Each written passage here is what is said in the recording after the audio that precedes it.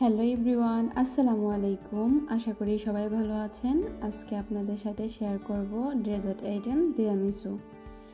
এটা তৈরি করতে আমার কি কি উপকরণ লেগেছে সেগুলোই আপনাদের সাথে শেয়ার করব, আর সহজভাবে আমি তৈরি করার চেষ্টা করেছি। আশা করি আপনাদের কাছেও ভালো লাগবে। তো চলুন দেখা যাক কি কি উপকরণ লাগছে এই তিরামিসুটা তৈরি করতে।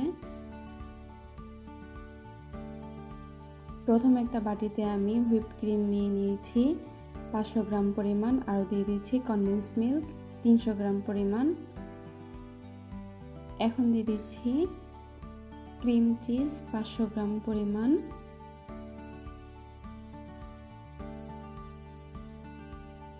আরও দিয়ে দিচ্ছি 1 চা চামচ পরিমাণ ভ্যানিলা এসেন্স। এখন আমি ভালোভাবে বিট করে নেব একটি ইলেকট্রিক বিটার দিয়ে।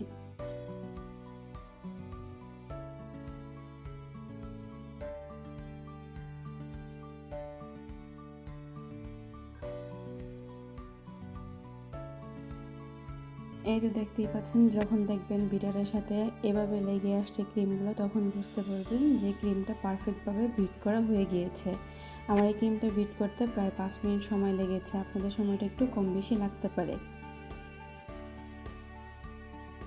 এখন তৈরি করে নেব কফি মিশ্রণটা। এখানে একটা বাটিতে 1 কাপ পরিমাণ নিয়েছি কুসুম গরম পানি, দিয়ে দিচ্ছি 1 চা চামচ পরিমাণ চিনি আর 1.5 চা চামচ পরিমাণ কফি পাউডার। সেই সাথে দিয়ে দিচ্ছি 1/3 কাপ পরিমাণ মিল্ক। এটা আপনারা মিল্কটা দিতেও পারেন, নাও দিতে পারেন। আমার কাছে একটু তিতো বেশি মনে হয়, সেজন্য আমি মিল্কটা অ্যাড করেছি, তাহলে খেতে আরও বেশি সুস্বাদু হয়। এইখানে দেখতেই পাচ্ছেন আমি লেডি ফিঙ্গার কুকিজ নিয়েছি। আপনারা যে কোনো কুকিজ হাতের কাছে যেটা আছে সেটা দিয়েই এই কাজটা করতে পারেন, তাতে কোনো সমস্যা হবে না, টেস্টেও কোনো পরিবর্তন আসবে না। এখন লাগবে আমার একটি মোল্ড, সেটাও আমি নিয়েছি। এটাতে আমি এখন তিরামিসুটা সেট করব। দেখতেই পাচ্ছেন আমি কফি মিশ্রণটাতে 1 থেকে 2 সেকেন্ডের মতন কুকিজটা আমি ভিজিয়ে নিয়েছি, তারপর মোল্ডে আমি সেট করে নিচ্ছি। এভাবে করে পুরো মোল্ডেই আমি কুকিজগুলো সেট করে নেব। এখন প্রথম লেয়ারে দিয়ে দিচ্ছি আমি ক্রিম, যেটা আগে থেকে তৈরি করে নিয়েছিলাম। ভালোভাবে পুরো মোল্ডে ক্রিমটা আমি সেট করে নেব। দেখতেই পাচ্ছেন প্রথম লেয়ারে ক্রিমটা প্রায় সেট করা হয়ে গিয়েছে।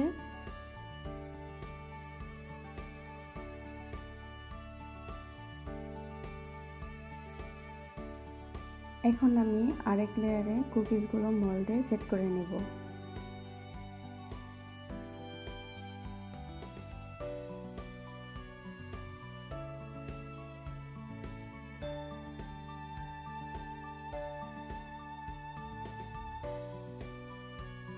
এখন দেখতেই পাচ্ছেন পুরো মোল্ডে আমি কুকিজগুলো সেট করে নিয়েছি।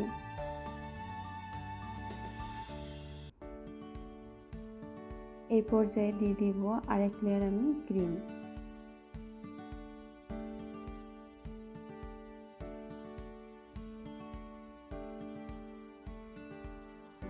এখনও আমি সে আগের মতনই ভালোভাবে ক্রিমটা সেট করে নেব।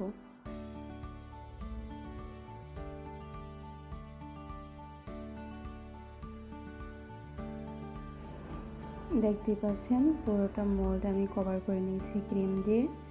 এখন আমি একটি নজেল দিয়ে অল্প একটু ডেকোরেট করে নেব। এটা আপনারা চাইলে এই পর্যায়ে কোকো পাউডার দিয়ে সেট করে নিতে পারেন, কিন্তু আমি একটু ডিজাইন করব, সেজন্য আমি একটি নজেল দিয়ে ডিজাইন করে নিচ্ছি।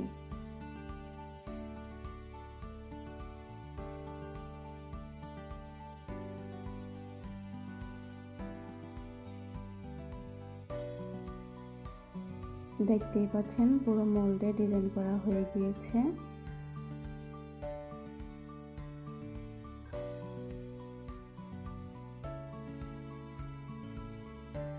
এখন আমি পুরো তিরামিসুতেই কোকো পাউডার দিয়ে কভার করে নেব।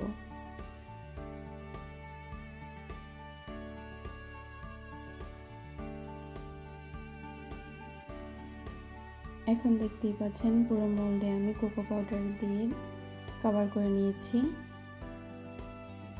এই পর্যায়ে আমি 5 ঘন্টার জন্য নর্মাল ফ্রিজে রেখে দেব। 6 থেকে 7 ঘন্টা রাখতে পারলে আরও ভালো। আমি 5 ঘন্টা রেখেছিলাম, 5 ঘন্টা রাখলেও চলবে। এখন 5 ঘন্টা পর ফ্রিজ থেকে আমি তিরামিসুটা বের করে নিয়েছি। এখন দেখতেই পাচ্ছেন দেখতে কেমনটা লাগছে, খুবই সুন্দর হয়েছে দেখতে উপরটা, আর খেতেও অসাধারণ হয়েছে। আমি কেটেও শেয়ার করব আপনাদের সাথে।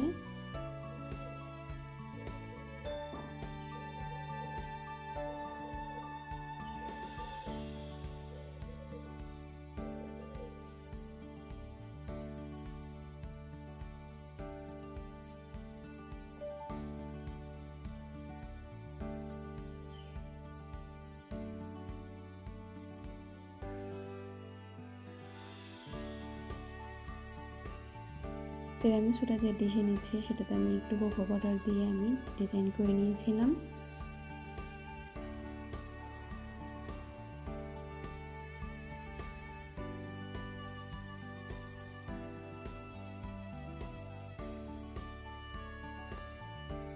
এখন আমি কেটেও শেয়ার করলাম আপনাদের সাথে তিরামিসুটা দেখতে কেমন হয়েছে।